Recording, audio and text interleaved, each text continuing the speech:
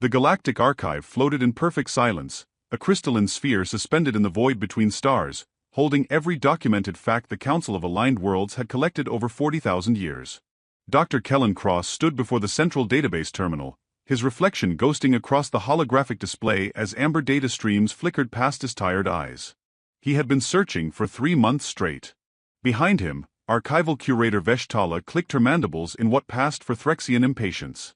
Her 4 eyes blinked independently, 2 watching Kellen and 2 monitoring the access logs to the prohibited section.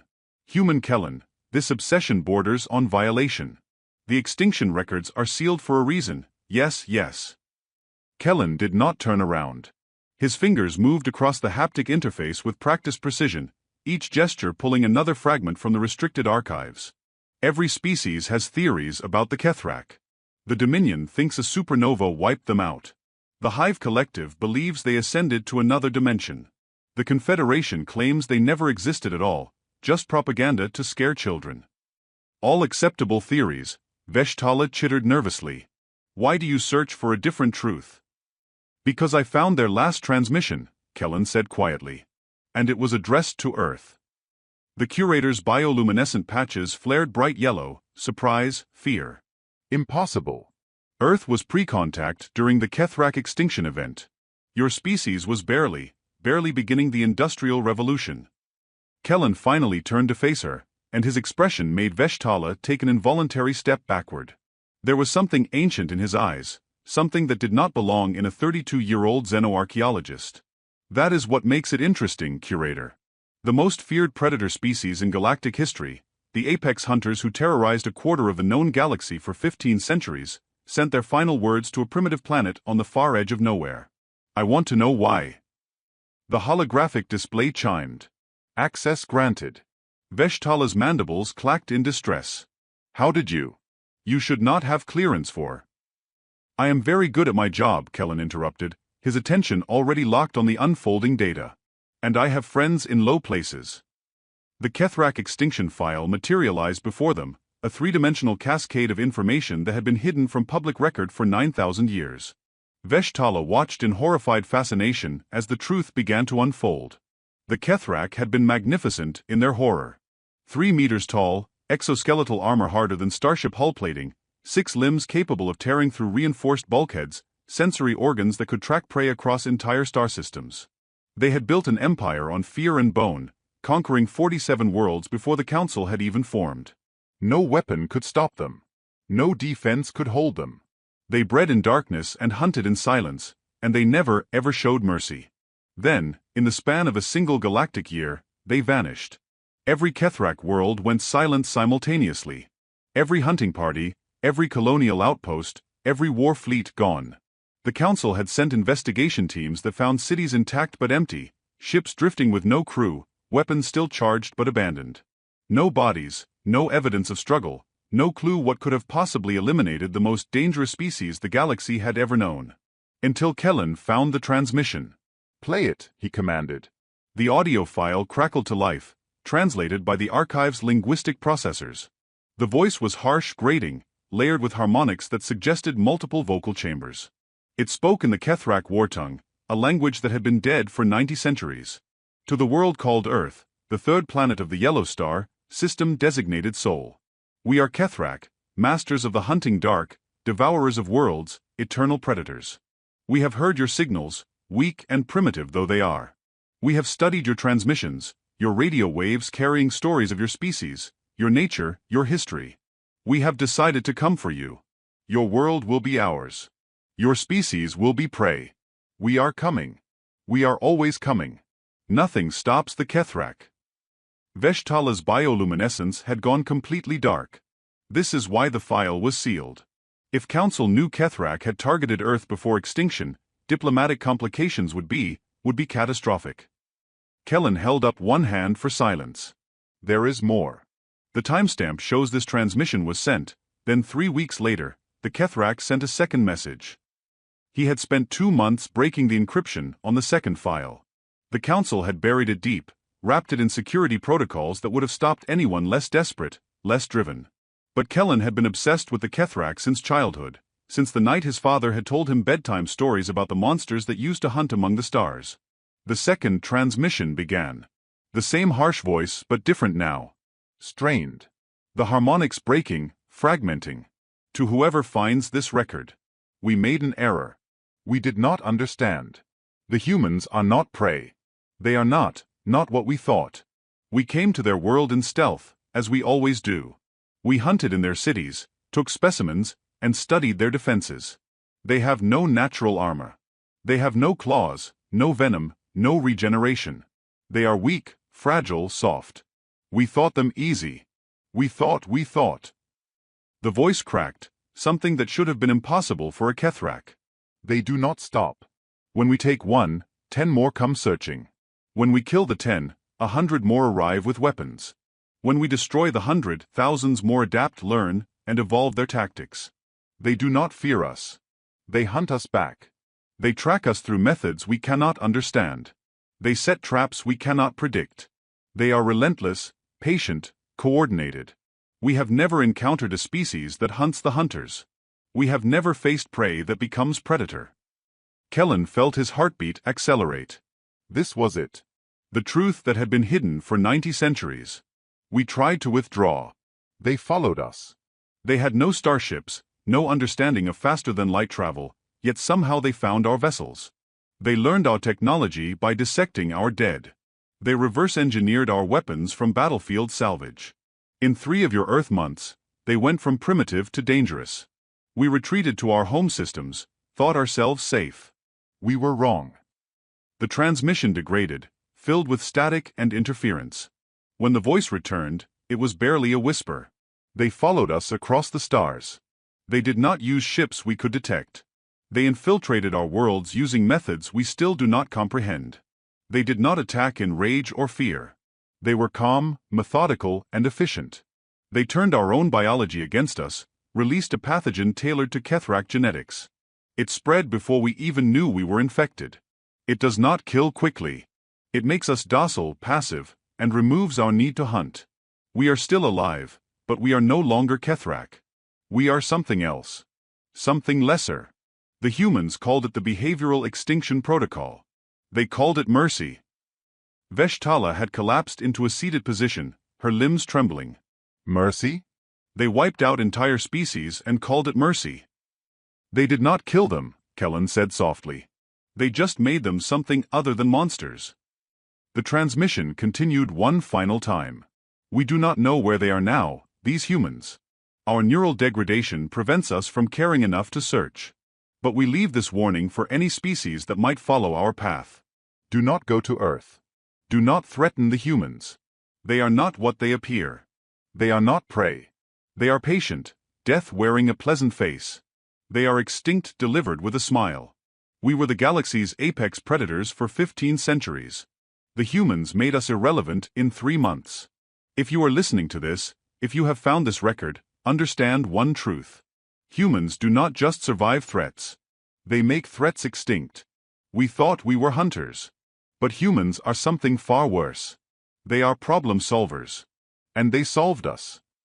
The transmission ended. Silence filled the archive for a long moment, broken only by Veshtala's labored breathing and the quiet hum of the crystalline sphere's environmental systems. Kellen closed the file and turned to face the curator. His expression was unreadable. Now you know why I had to find this. My father told me stories about the Kethrak when I was young, about the monsters that came to Earth and disappeared. Everyone thought they were just stories. But he knew. He was part of the team that followed them home. Veshtala's eyes widened in horror. Your father was one of the exterminators, Kellen finished. That is what they called themselves. The team that made the galaxy safe by making the Kethrak safe. He died 10 years ago, but before he did, he told me where to look. He told me the truth was buried here. He told me that one day, someone would need to know what humans are capable of when properly motivated. Behind them, the archive's main entrance opened with a pneumatic hiss. 6 figures entered, 5 wearing the formal robes of council security, 1 wearing the insignia of the High Arbiter himself. Veshtala clicked in panic. Human Kellen, what have you done? Kellen smiled, and it was not a pleasant expression. I have solved a problem, curator. You see, someone on the council has been making threats against Earth. Trade sanctions, territorial disputes, veiled suggestions of military action. They think humanity is young, weak, and technologically inferior. They have forgotten what we are capable of when threatened. So I have reminded them. The High Arbiter approached, his three faces all wearing expressions of barely controlled fury. Dr. Cross, you have violated 12 separate archive protocols, accessed sealed historical records, and threatened the diplomatic stability of. I have released the Kethrak extinction file to every major news network in the Allied worlds, Kellen interrupted calmly. In approximately 30 seconds, 3 billion people across 200 planets will learn exactly what happened to the galaxy's most dangerous predators. They will learn that humans do not negotiate with bullies. They make bullies extinct. The High Arbiter's center face went pale. You cannot, the panic, the political fallout. That's exactly what you deserve, Kellen said coldly. My species spent 90 centuries being good neighbors, playing by council rules, accepting second-class status because we were the youngest members of the galactic community. But you forgot something important, Arbiter. We are not just the youngest members. We are the species that solves problems. And right now, corrupt council politicians threatening Earth are a problem. Veshtala watched in amazement as the High Arbiter, one of the most powerful beings in the galaxy, took an involuntary step backward. What do you want? The Arbiter whispered. Kellen's smile widened. I want you to remember what we are. I want every species that even thinks about threatening Earth to know what happened to the last species that tried. I want the galaxy to understand that humans are patient, kind, generous, diplomatic, and absolutely, unequivocally capable of ending any threat we face. He walked toward the exit, pausing beside the Arbiter. My father used to say something before he died. He said humans are the kindest species in the galaxy, right up until you give us a reason not to be. The Kethrak gave us a reason. Do not make the same mistake. The archive doors closed behind him, leaving chaos and revelation in his wake. The emergency session of the Council of Aligned Worlds convened 6 hours after Kellen's release of the Kethrak files. Representatives from 214 species packed the assembly chamber, their various forms of agitation creating a cacophony that the translation system struggled to process. Ambassador Lyra Chand stood at the human delegation podium, perfectly composed while the galaxy fell apart around her. She had known Kellen was going to do something drastic. He had sent her a coded message 3 days ago, just 2 words. Problem solved. Now she understood what he meant. The High Arbiter called for order, his 3 faces all displaying different emotions: anger, fear, resignation. This council recognizes Ambassador Chun of Earth. Explain your government's position on Dr. Cross's unauthorized revelation. Lyra took her time responding, letting the silence build, letting every species in the chamber feel the weight of what they had learned. When she finally spoke, her voice was calm, almost gentle. Dr. Cross acted independently. Earth's government did not authorize his actions. However, we will not apologize for the truth. The chamber erupted in overlapping shouts, demands, and accusations. Lyra waited for the chaos to subside naturally, her expression never changing. Representative Thalmax of the Vrexian Dominion rose from his seat, his massive form causing smaller species to scatter. The human reveals classified information that has been sealed for 90 centuries, creates galaxy-wide panic, and Earth refuses to apologize? This is an act of diplomatic warfare. No, Lyra replied quietly. This is a reminder. You seem to have forgotten what my species is capable of. Several council members have been pushing for sanctions against Earth, territorial encroachment on our colonial systems, and demands for technology transfers backed by threats of force. You treated us like children who could be bullied into compliance. Dr. Cross simply reminded you why that is a catastrophically bad idea. The Vrexian ambassador slammed his appendage against his podium. You threatened the entire council with extinct history?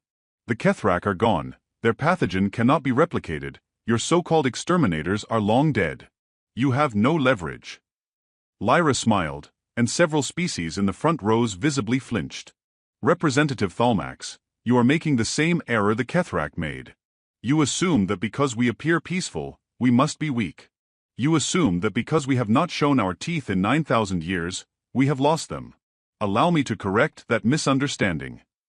She tapped her podium interface, and a new holographic display materialized in the center of the chamber. It showed a genetic sequence, elegantly simple, horrifyingly effective. This is the Kethrak pathogen, Lyra explained.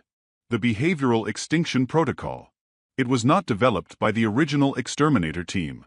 It was created by my grandmother, Dr. Sarah Chun, working in a basement laboratory in Geneva while the Kethrak were still hunting humans in Beijing. She was a virologist, you see. A problem solver. The exterminators just delivered her solution. The chamber had gone completely silent. My grandmother kept detailed records, Lyra continued. Complete synthesis instructions, genetic modification parameters, delivery system specifications. She also created variants. 93 different versions, each tailored to a different species' biology. She called it her insurance policy. The files were sealed in Earth's Strategic Defense Archives, accessible only in case of existential threat to humanity. The High Arbiter's 3 faces had all gone the same shade of pale. You are bluffing. No one would create such weapons and keep them secret for millennia. Are we bluffing? Lyra asked mildly. Because from where I stand, you have 2 choices. Option 1. You accept that Earth is a full and equal member of this council, deserving of respect and fair treatment. Option 2. You call my bluff, and we find out whether I am telling the truth. She paused, letting the moment. I should mention that if I am telling the truth, and you call my bluff, you will never see the pathogen coming. That is how it works. By the time you realize you have been exposed, your entire species will be in the behavioral modification phase. You will not die. You will just stop caring about conquest, about power, about whatever made you think threatening Earth was a good idea. You will become something gentler. My grandmother called it enforced enlightenment. Ambassador Vix Terra of the Consortium of Free Traders rose, her crystalline form refracting the chamber's light into rainbow patterns. This is madness. You cannot hold the galaxy hostage with the threat of species-wide behavioral modification. We are not holding anyone hostage, Lyra corrected. We are simply asking to be left alone. Earth has no imperial ambitions. We do not seek to dominate or conquer. We just want to exist in peace, to grow, to explore, to trade fairly. But if you push us, if you threaten us, if you make the mistake of thinking we are easy prey, then yes, we will solve you the same way we solved the Kethrak. Not because we are evil, but because we are exceptionally good at making problems go away. Representative Thalmax had sat down, his aggressive posture deflated. The Council will need to verify these claims. We cannot simply accept. Oh, you are going to verify them right now, Lyra interrupted. She tapped her interface again, and a new image appeared. It showed a Vrexian diplomatic compound on one of Earth's moons, specifically the quarantine facility where a minor trade dispute had resulted in several Vrexian officials being detained for customs violations. Except they were not detained anymore. The hologram showed them walking freely around the compound, smiling, laughing, helping each other with menial tasks. Their body language was relaxed, cooperative, utterly unlike normal Vrexian behavior. They looked happy. 3 days ago, Lyra explained, someone released a low-dose variant of the pathogen into the air circulation system of that facility. Do not worry, it was not me, and it was not Earth's government. I suspect it was Dr. Cross, testing his grandmother's old formulas. The Vrexians in that compound have not been harmed. They have just been adjusted. They no longer care about dominance hierarchies or territorial disputes. They are experiencing what humans call contentment. The effect is permanent. The chamber erupted in chaos. Representatives screamed for security, for medical teams, for immediate evacuation protocols. The High Arbiter tried to restore order and failed. In the midst of the pandemonium, Lyra stood perfectly calm, waiting. It took 20 minutes for the shouting to die down. When it finally did, the High Arbiter fixed all 3 of his faces on Lyra with an expression of exhausted defeat. What do you want, Ambassador? The same thing we have always wanted, Lyra replied. Fair treatment. Equal representation. An end to the sanctions proposals. Removal of Vrexian ships from our colonial borders. A formal apology from Representative Thalmax for his delegation's threats. And a galaxy-wide acknowledgement that Earth is not a target, not a resource to be exploited, and definitely not prey. She leaned forward, her voice dropping but somehow carrying to every corner of the chamber. We are humans. We are problem solvers. We are patient, kind, generous, diplomatic, and absolutely willing to modify your species' entire behavioral paradigm if you push us far enough. The Kethrak learned this lesson the hard way. They went extinct not because we are cruel, but because we are thorough. We do not half-solve problems. When humans decide something needs to change, it changes completely and permanently. Representative Thalmax rose slowly, his massive form somehow seeming smaller. The Vrexian Dominion apologizes for its recent aggressive posturing toward Earth. We did not understand the full implications of our actions. Apology accepted, Lyra said graciously. And just to be clear, the Vrexians in the quarantine facility will recover completely in approximately 6 months. The low-dose variant is temporary. Consider it a demonstration, not a permanent solution. My grandmother believed in proportional responses. Annoy us, and we will adjust your behavior temporarily. Threaten our existence, and we will solve you permanently. It is all very logical, really. The High Arbiter looked like he had aged a century in the past hour. This council will need time to process these revelations. Ambassador Chun, does Earth have any other surprises we should know about?